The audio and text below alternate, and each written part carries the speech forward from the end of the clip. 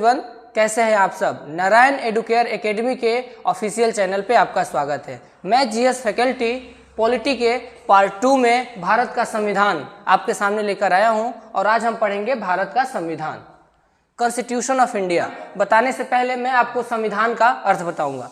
संविधान का शाब्दिक जो अर्थ होता है वो होता है सम प्लस विधान। सम मतलब बराबर और विधान मतलब नियम और कानून, यानी कि विधि, यानी कि सम विधान मतलब कि समान विधान, एक ऐसा विधान, एक ऐसा नियम जो सबके लिए क्या हो, बराबर हो। तो संविधान में भी नियम और कानून जो सबके लिए बराबर होता है वही होता है संविधान। अब संविधान आखिर है क्या, इसको आसान शब्दों में समझे, एक शब्दों में समझें कि संविधान क्या है। तो संविधान एक लिखित दस्तावेज है, यह एक रिटन डॉक्यूमेंट्स है। तो रिटन डॉक्यूमेंट्स में क्या लिखा होता है, तो इसमें कुछ विधि, कुछ नियम्स लिखे होते हैं, कुछ रूल्स एंड लॉज होते हैं। तो आप समझ गए कि यह एक रिटन डॉक्यूमेंट है, यह एक लिखित दस्तावेज है। और इस लिखित दस्तावेज में क्या लिखा गया है, तो लॉज एंड रूल्स लिखे गए हैं। और ये लॉज एंड रूल्स किसके होते हैं, तो कोई राजनीतिक संगठन हो सकता है या कोई सामाजिक संगठन हो सकता है, यानी कि कोई पॉलिटिकल ऑर्गेनाइजेशन हो या कोई सोशल ऑर्गेनाइजेशन हो। इसका मतलब थोड़ा सा और एग्जाम्पल के साथ देखते हैं। तो राजनीतिक संगठन जैसे कि कोई देश, कोई राज्य, ये सब एक राजनीतिक संगठन है। कोई पॉलिटिकल पार्टीज हो गई, तो ये सभी राजनीतिक संगठन है। सामाजिक संगठन का उदाहरण तो कोई एनजीओ हो गया, नॉन ऑर्गेनाइजेशन, जो नॉन प्रॉफिट वाले जो ऑर्गेनाइजेशन होते हैं उसे हम लोग एनजीओ बोलते हैं। कोई ट्रस्ट होता है, तो ये सब सामाजिक संगठन हो गए। ठीक है, तो अब संविधान को, इन तीनों शब्दों को एक करके परिभाषा बनाते हैं।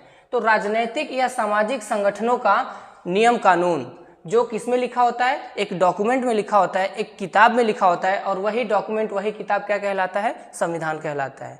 क्लियर है? ओके। अब आगे इसकी जरूरत क्या है, इसका यूज क्या है, ये क्या हमें देता है, आखिर संविधान की जरूरत क्यों पड़ती है। तो देखिए, संविधान सरकार की शक्तियों और कर्तव्यों का निर्धारण करता है, यानी कि किसी भी सरकार को यह संविधान, यह किताब सरकारों को शक्तियां प्रदत्त करता है, उसको शक्तियां प्रदान करता है, और शक्तियों के साथ साथ कुछ उनको कर्तव्य भी देता है कि आपको कौन सा कर्तव्य करना है, आपके पास कौन कौन सी शक्ति है। सिर्फ इतना ही नहीं, यह कोई व्यक्ति का अधिकार, जैसे कोई नागरिक हो, कोई संस्था हो, उस व्यक्ति के अधिकार और सरकार के शक्ति, जैसे सरकार को भी पावर दिया गया है, उस पावर के बीच सामंजस्य स्थापित करता है, यानी कि चेक और बैलेंस का काम करता है। इसको थोड़ा और एग्जाम्पल के साथ समझिए। जैसे कोई भी व्यक्ति हो, कोई भी नागरिक हो, कोई भी लोग हो, किसी देश के, किसी राजनीतिक संगठन के, कोई सामाजिक संगठन का कोई भी व्यक्ति हो, कोई भी हो, उस व्यक्तियों को कुछ अधिकार मिला है हमारे संविधान में। संविधान के द्वारा व्यक्तियों को, नागरिकों को कुछ अधिकार दिए गए हैं और सरकार को शक्तियाँ दी गई हैं। इन दोनों के बीच में चेक और बैलेंस का काम करता है, यानी कि सरकार अपने मनमानी तरीके से अपने शक्तियों का मिसयूज ना करे, उसका दुरुपयोग ना करे, और व्यक्तियों का अधिकार गारंटी कर सके, यही है संविधान। तो आसान शब्दों में आज हमने देखा कि संविधान क्या होता है। तो हर एक देश का, हर एक राजनीतिक संगठन का क्या होगा, एक संविधान होगा। तो वही संविधान हम किसका पढ़ेंगे, तो भारत का। भारत एक राजनीतिक संगठन हो गया, एक राजनीतिक ऑर्गेनाइजेशन है।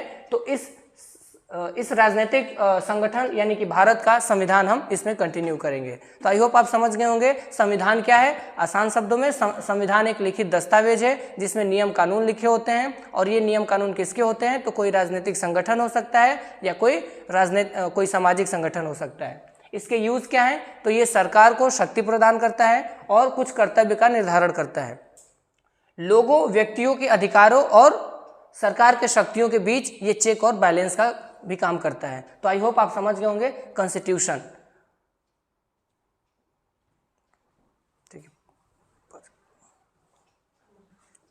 है, टाइम देख लीजिए, टाइम देख लीजिए।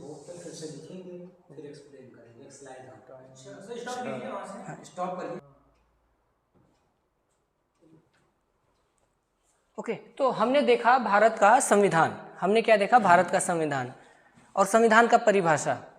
तो आखिर ये जो भारत का संविधान बना होगा, कोई ना कोई तो बनाया होगा ना, या उसको बनाने के लिए या तो एक व्यक्ति बनाया होगा या कुछ लोगों का समूह, ये मिलके भारत का संविधान बनाए होंगे। तो जिन लोगों ने मिल के बनाया, उन लोगों को ही उन लोगों के ग्रुप को ही क्या बोलते हैं? संविधान सभा। यानी एक सीधा सा समझिए कि भारत का संविधान किसके द्वारा बनाया गया? तो भारत का संविधान संविधान सभा द्वारा बनाया गया, जिसको इंग्लिश में बोलते हैं कॉन्स्टिट्यूएंट असेंबली। दूसरा क्वेश्चन, ये क्वेश्चन पूछा जाता है कि आखिर ये संविधान सभा का गठन कब हुआ? तो संविधान सभा का गठन 1946 में हुआ था, जुलाई 1946 में हुआ था। तो फिर से फ्रेम में समझते हैं कि संविधान, भारत का संविधान किसके द्वारा बनाया, कौन बनाया? तो संविधान सभा बनाया, ठीक है। और संविधान सभा का जो गठन हुआ था वो किसके सिफारिश पे हुआ था? आखिर ये संविधान सभा को बनाने के लिए किन व्यक्तियों ने सिफारिश किया, जो कि आपके एग्जाम में पूछता है। तो संविधान सभा का जो गठन हुआ था वो कैबिनेट मिशन के सिफारिश पे हुआ था। ये इंपॉर्टेंट क्वेश्चन है, आप लोग ध्यान रखेंगे, ठीक है। तो हमने देखा भारत का संविधान, यानी संविधान का परिभाषा हमने देख लिया, उसका मतलब समझ लिए, और आगे बढ़ते हैं कि आखिर ये भारत का संविधान कौन बनाया। तो भारत का संविधान बनाने के लिए एक संविधान सभा का गठन किया गया था। यानी कि हमारा भारत का संविधान किसके द्वारा बना है, कौन बनाया है? तो संविधान सभा, कॉन्स्टिट्यूएंट असेंबली के द्वारा। इसका गठन कब होता है? तो जुलाई 1946 में, 1946 में संविधान सभा का गठन होता है। और यही संविधान सभा, जैसे आपके दिमाग में आ रहा होगा कि संविधान सभा आखिर है क्या, तो आपको ये जानिए कि संविधान जो बना होगा सिर्फ एक व्यक्ति तो बनाए नहीं होंगे, कुछ लोगों ने मिलके बनाया होगा। वही बहुत सारे लोगों का जो ग्रुप होता है उसे क्या बोलते हैं? संविधान सभा बोलते हैं, ठीक है। संविधान सभा किसके सिफारिश पे बना था? आखिर कौन कहा था कि संविधान बनाने के लिए एक संविधान सभा होनी चाहिए? तो इसकी सिफारिश कैबिनेट मिशन ने की थी, और 1946 में ये मिशन आया था, ठीक है। तो ये क्वेश्चन कई बार एग्जाम में पूछा गया है कि ये जो संविधान सभा का गठन हुआ था किसके सिफारिश पे हुआ था? तो आपका आंसर क्या होगा? Cabinet mission. कब आया था? 1946 में। संविधान सभा का गठन कब हुआ था? जुलाई 1946 में। क्लियर है? ओके। अब आइए देखते हैं संविधान सभा पे एक संक्षिप्त विवरण आपको देता हूं। इसकी पहली बैठक कब हुई थी? तो सबसे पहली बैठक होती है 9 दिसंबर 1946 में। कहाँ पे होता है? नई दिल्ली में होता है, ठीक है। नेक्स्ट, इसके बाद यहाँ पे जब पहली बैठक होती है तो पहली बैठक में एक अस्थायी अध्यक्ष चुने जाते हैं। आपको पता होगा, सच्चिदानंद सिन्हा। उसके 2 दिन बाद 11 दिसंबर को अस्थायी अध्यक्ष चुने जाते हैं। उनका नाम क्या है? डॉक्टर राजेंद्र प्रसाद, ठीक है। उसके बाद आखिर सभा की कार्रवाई कब से शुरू होती है, उसमें काम करने की शुरुआत कब से होती है? तो 13 दिसंबर 1946 को, ठीक है। अगला, लोगों ने, जो संविधान सभा के सदस्य थे, उन लोगों ने अपना पूरा मेहनत करते हुए 2 साल 11 महीने 18 दिन का समय लेते हैं, और फाइनली हमारा संविधान कब बन के तैयार हो जाता है? तो 26 नवंबर 1949 को। क्लियर है? तो आपसे एग्जाम में पूछा जाएगा कि संविधान सभा द्वारा संविधान कब पारित हुआ, बन के कब तैयार हुआ? तो 26 जनवरी 1949 को। उसके बाद लागू कब होता है पूरे देश में? तो 26 जनवरी 1950 में, जिसे हम रिपब्लिक डे बोलते हैं, गणतंत्र दिवस मनाते हैं। क्लियर है? फिर से यहाँ पे देख लीजिए, जनरल नॉलेज के हिसाब से एक सामान्य जानकारी होनी चाहिए कि कुल कितना समय लगा था आखिर। तो कितना समय लगा था? 2 वर्ष 11 महीने 18 दिन, ठीक है। नेक्स्ट, कुल खर्च कितना आया था? हो सकता है आपसे एग्जाम में ये ना पूछे, बट आपको एक आंकड़ा पता होना चाहिए, लगभग तो पता ही होना चाहिए। तो लगभग 64 लाख रुपए उस समय खर्च हुए थे। एग्जैक्ट फिगर देखें तो 63,96,729 रुपए, ठीक है। तो ये हो गया संविधान सभा का एक संक्षिप्त विवरण। डिटेल में हम इसको पढ़ेंगे, लेकिन अब समझते हैं यहाँ पे। ये हो गया आपका संविधान सभा और संविधान सभा का गठन। संविधान सभा किसके सिफारिश पे आया था? अब हम बात करेंगे टू द पॉइंट संविधान की किताब पे। तो ये टॉपिक पढ़ाने से पहले मैं आपको एक बुक दिखाऊंगा। जैसे देखिए, ये क्या दिख रहा है आपको? सिंपल सा एक किताब ही है, ठीक है। ये क्या है? एक सिंपल सा किताब है, ठीक है, बुक है। तो ऐसे ही जो भारत का संविधान है, भारत का संविधान भी क्या है? एक किताब है।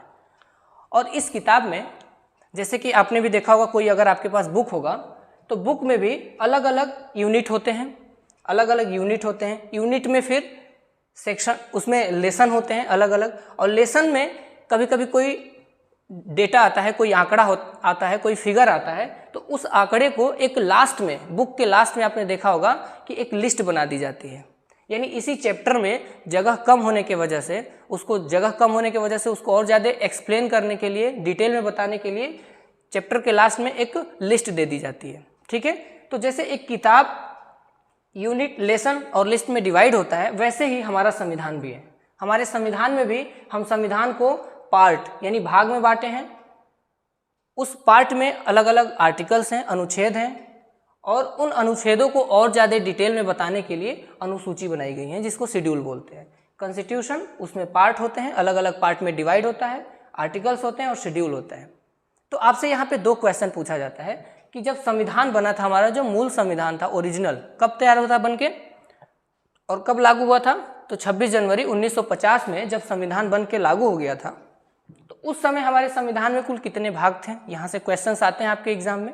तो कुल उस समय मूल संविधान में 22 भाग थे। कितने भाग थे? 22 भाग थे। कितने कुल अनुच्छेद थे? 395 अनुच्छेद थे। कुल कितनी अनुसूचियां थी? 8 अनुसूचियां थी। तो समझ में आ गया कि पूरे संविधान को 22 भागों में बांटा गया है। उस भाग में भी कुल कितने अनुच्छेद हैं, कितने आर्टिकल्स हैं? 395। और कितनी अनुसूचियां हैं? तो 8 हैं। क्लियर है सबको? ये उस समय था जब ओरिजिनल हमारा संविधान बना था 1950 में। तो हम बात कर रहे थे कि जो संविधान है, संविधान के मूल संविधान में कितने भाग थे? 22 भाग थे। कुल कितने अनुच्छेद थे? 395 थे। कितनी अनुसूचियां थी? 8 थी। तो वर्तमान में कितना है? क्या इसमें कोई संशोधन हुआ है, कोई परिवर्तन हुआ है? तो जी बिल्कुल, 25 इस समय भाग है वर्तमान में। 470 से अधिक, किसी किसी किताब में आपको 480 प्लस भी मिलेगा। और कुल कितने शेड्यूल हैं, कितने अनुसूचियां हैं? तो 12 अनुसूचियां हैं। इसके बारे में हम लोग आगे डिटेल में देखेंगे, क्योंकि आपके एग्जाम में क्वेश्चंस आता है कि पहले भाग में क्या है, 18वें भाग में क्या है, संघ राज्य क्षेत्र किस अनुसूची में है, ये सारे क्वेश्चंस आते हैं। ठीक है, तो आगे हम लोग इसको देखेंगे नेक्स्ट वीडियो में। Thank you.